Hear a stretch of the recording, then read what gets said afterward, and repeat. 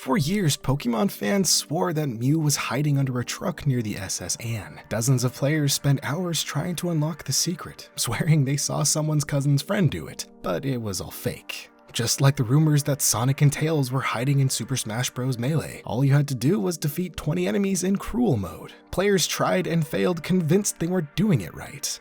The truth? They weren't in the game at all. And who didn't believe that blowing into a cartridge would magically fix it? It became a ritual, yet all it really did was introduce moisture that could corrode the pins. These are just a few of gaming's biggest lies, myths, hoaxes, and straight-up fabrications that fooled players for years, and today we're diving into the most infamous ones. When video games first hit the scene, players were dazzled and perplexed by this new form of entertainment. With the internet either non-existent or in its infancy, early gamers had to figure things out on their own. Without official guides, forums, or YouTube tutorials, they relied on word of mouth, gaming magazines, and pure trial and error. This led to the birth of some of gaming's most infamous myths, hidden characters that were never real, and supposed cheat codes that did absolutely nothing. Yet people swore they were true, passing them down like urban legends, and a lot of these legends began in the arcade. Back in the golden age of arcades, games weren't just entertainment. They were mysteries waiting to be solved. With no internet to fact-check rumors, players swapped stories about hidden bosses, unbeatable enemies, and secret tricks that only some guy had supposedly pulled off. And when a game felt impossibly difficult or a little too strange, the myths practically wrote themselves. One of the most infamous arcade myths surrounded Berserk, a 1980s game where players navigated a deadly maze filled with robots. The rumor, the game could kill you.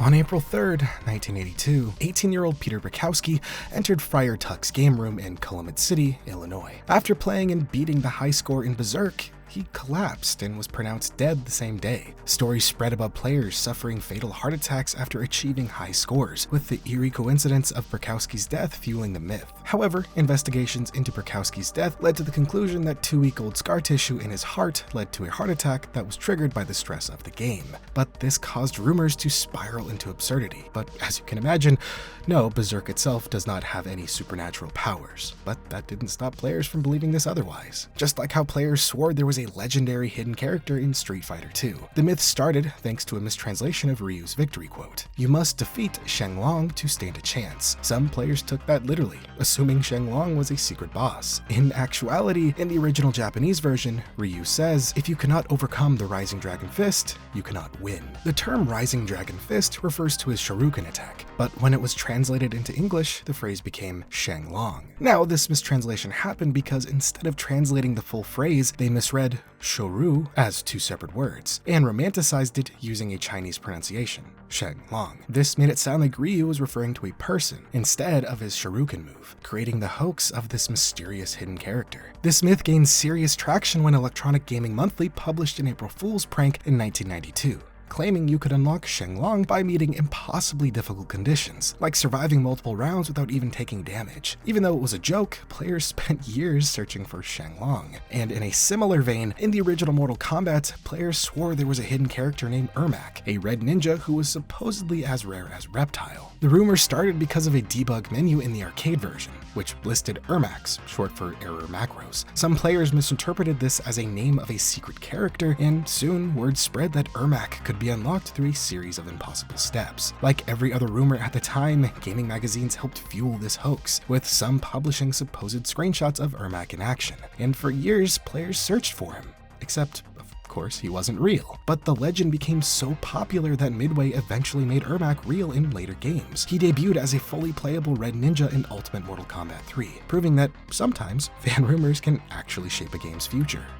When video games eventually left the arcades and entered homes, it didn't stop the myths and rumors from spreading. In fact, with no internet to fact-check claims, these legends only grew. Players relied on word of mouth, half-remembered magazine articles, and pure speculation to uncover supposed secrets hidden in their favorite games. Some of these myths seemed plausible, while others were outright bizarre. But that didn't stop gamers from believing them otherwise. Like how a bizarre myth claimed that entering a secret button combination would unlock an adult mode in certain Atari games, revealing hidden nudity or mature mature content. While yes, there were a few risque Atari games like Custer's Revenge, there obviously was never a built-in adult mode for mainstream titles like Pac-Man or Space Invaders. And speaking of Space Invaders, one persistent myth claimed that the invaders sped up over time because the game's AI was learning your strategy and adapting to it. In reality, the speed increase was an accidental side effect of hardware limitations. The fewer invaders on screen, the less processing power was needed, which naturally made the game run faster. Players didn't know this at the time, leading to all sorts of wild theories of malicious AI hidden away in Space Invaders. But some of these myths weren't as odd, like how some players believed that if you jump at the right angle, you could clear the flagpole and find a hidden level in Super Mario Bros.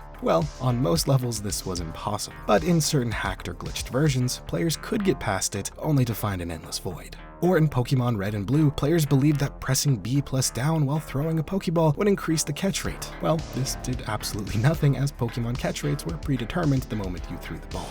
The slow spread of the internet in the early 2000s led to some of the most infamous gaming myths, thanks to the advent of gaming forums, cheat websites, and early YouTube videos. In fact, one of the biggest myths was in Legend of Zelda: Ocarina of Time, where players believed you could find and collect the full Triforce. While the Triforce was a central item to the game's story, players assumed it was hidden away somewhere in Hyrule and could be unlocked through secret conditions. This theory was fueled by A Link to the Past, where Link physically obtains the Triforce at the end, leading many to believe that Ocarina of Time had a similar event that just needed to be discovered. The rumors exploded due to gaming magazines, early internet forums, and fake screenshots which claimed the Triforce could be unlocked by performing specific tasks. Some believed there was a hidden light temple, while others swore playing a secret aria of the Triforce song at the Temple of Time would open the sacred realm. Another theory suggested that killing 10,000 enemies would make the Triforce appear. However, none of these were true, as no such content exists in the game's code. As the internet grew, doctored images and early YouTube videos kept this myth alive.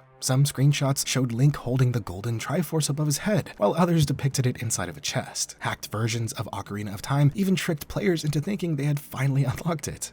In reality, the Triforce was never meant to be an obtainable item, though unused assets in the game's files only fueled further speculation. Speculation like how Bigfoot lurked in the forests of Grand Theft Auto San Andreas. The game's open world made players think Rockstar had hidden something mysterious. Rumors claim that Bigfoot would appear at night, often standing in the distance or stalking players from the trees. Some even reported hearing heavy breathing, strange growls, or footsteps in the forest, convincing many that the creature was real. In a similar vein, rumors also spread that ghosts haunted certain locations.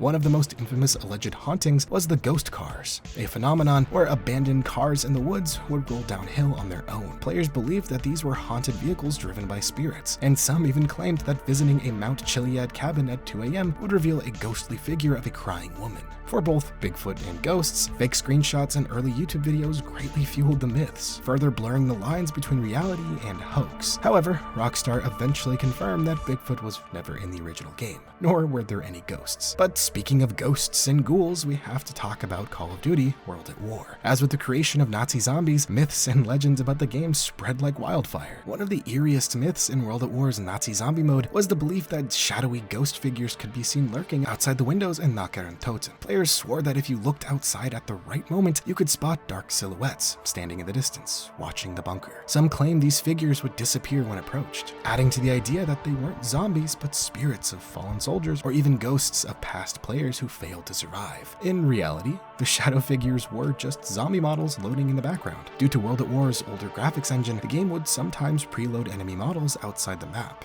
and when combined with dim lighting and heavy fog, these figures looked more like ghostly apparitions than zombies waiting to attack. But one myth, even more widespread than this one, was the belief that you could guarantee getting the ray gun from the mystery box by following a special trick. Players swore that jumping, crouching, knifing, or pressing a specific button combination while opening the mystery box would increase your chances of getting the ray gun. In reality, this was completely false. The mystery box was 100% random, with no player input affecting the results. The myth spread because sometimes players just happened to get the ray gun after doing these actions, reinforcing the belief. Since there was no official explanation for the mystery box's mechanics, players filled in the gaps with superstition, much like pressing B plus down in Pokemon to increase catch rates. But some of these hoaxes didn't actually appear in the game at all. Some of them were entirely fabricated by fans. One such hoax centered around the pre-release hype for Halo 4 when a leaked screenshot began circulating, claiming to show Master Chief encountering a massive alien creature. The image fooled many fans at first, as Halo 4 was introducing new enemies, and people speculated that 343 Industries might be taking the franchise in a new, darker direction. However, the truth quickly came out that the leaked monster was actually an alpha xenome from the Gundam Chronicles, a little-known FPS built on the original Half-Life engine. Someone had simply photoshopped Master Chief into the scene, creating one of the most infamous Halo hoaxes. But I'd be remiss not to mention perhaps the greatest gaming hoax of the early 2000s. Herobrine. All of the myths and hoaxes that spread throughout the gaming community in the early 2000s, none were as infamous as Herobrine, the supposed ghostly entity hidden within Minecraft. What started as a simple creepypasta quickly became one of gaming's greatest urban legends, with players convinced that something or someone was watching them in their worlds. The myth began in 2010, when an anonymous Minecraft player posted about seeing a strange figure in their game. It was a default Steve model, but with pure white, empty eyes. According to the story, the figure would appear in the distance, watching from the fog before disappearing. At first, the players assumed it was a multiplayer glitch, but after checking their settings, they confirmed they were in a single-player mode. They later discovered a random structure built in their world, small pyramids, tunnels, and cleared forests, things they hadn't done themselves. When they tried to post about it on forums, their thread was mysteriously deleted. This led to a wave of speculation, with some claiming that Herobrine was the ghost of Notch's dead brother, a complete fabrication as Notch has never had a brother. Others believed he was an AI entity, a leftover bug from an older version of the game, or even a hidden boss that could be summoned through a secret ritual. Soon, doctored screenshots, edited videos, and fake forum posts flooded the internet, fueling the legend. Some players swore they saw Herobrine in their own games, often mistaking visual glitches, rendering errors, or simply their own paranoia for a sighting. Mojang eventually addressed the myth, with Notch himself confirming that Herobrine was never real. In a playful nod to the hoax, Mojang even began adding removed Herobrine to the official patch notes of each update, ensuring the legend would live on. But these were just a handful of myths we told ourselves, players allowing their imaginations to run wild. But what happens when the developers and publishers are the ones lying? While gamers have always loved uncovering mysteries and hidden secrets in their favorite games, not all myths were created by players.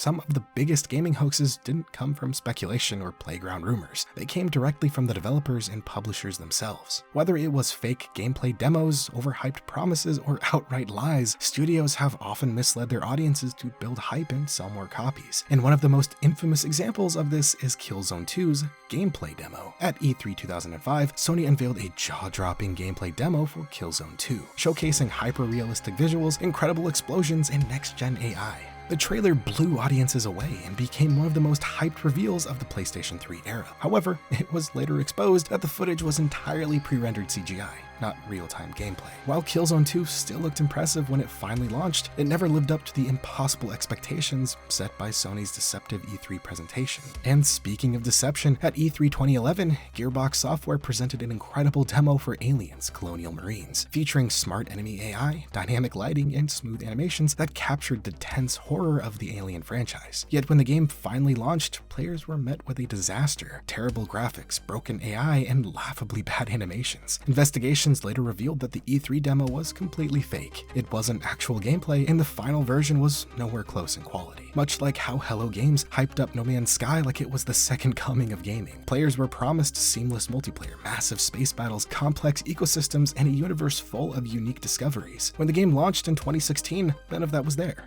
Multiplayer didn't exist, planets were repetitive, and space battles were basic at best. However, unlike many other developers who abandoned their broken launches, Hello Games actually redeemed No Man's Sky with years of fantastic free updates, eventually adding multiplayer, base building, massive fleet battles, and much more. While the launch was a disaster, No Man's Sky is now considered one of gaming's greatest comeback stories. Unlike Peter Molyneux, the creator of Fable, Milo, and Goddess. Molyneux was infamous for promising revolutionary game features that never made it into the final games. Fable was supposed to have a fully dynamic world where trees grew in real time, NPCs remembered your actions forever, and choices would dramatically change the world. The final game was still good, but nowhere near as deep as Molyneux described. Milo was an ambitious Kinect project featuring a virtual boy who could recognize emotions and hold realistic conversations. However, it was completely fake. Milo never became a real game. And Goddess was marketed as the ultimate god game, with deep simulation mechanics. But it ended up as a shallow mobile-style game that disappointed backers.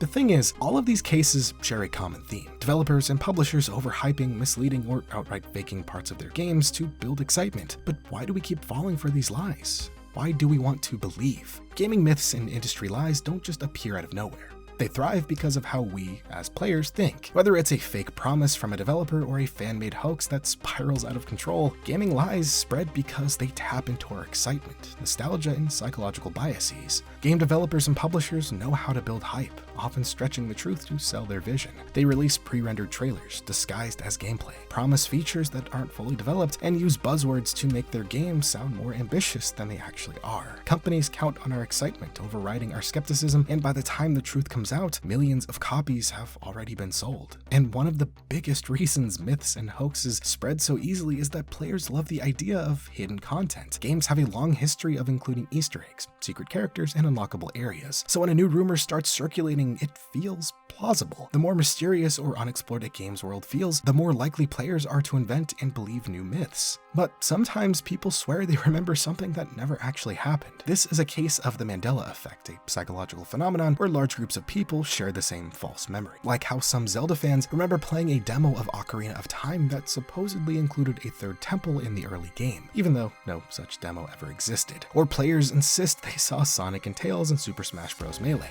despite there being no way to unlock them. Or how Pokemon fans swear that pressing B+ down increases catch rates, even though it was never part of the game's programming. False memories like these spread fast, especially when reinforced by fake screenshots, edited videos, or gaming magazines eager for attention. Gaming lies spread so easily because they take advantage of hype, excitement, and the way our brains work. When a rumor starts, it only takes a few convincing images, a well-edited video, or a seemingly credible source to make people believe it's real. Before long, it becomes common knowledge, even when there's no truth to it at all. At the end of the day, gaming myths and lies will never go away. Whether it's fan-made legends or industry deception, we will always want to believe. Just like how I want to believe one day Half-Life 3 will come out. And if you want to know more about why it's taking so goddamn long, check out this video.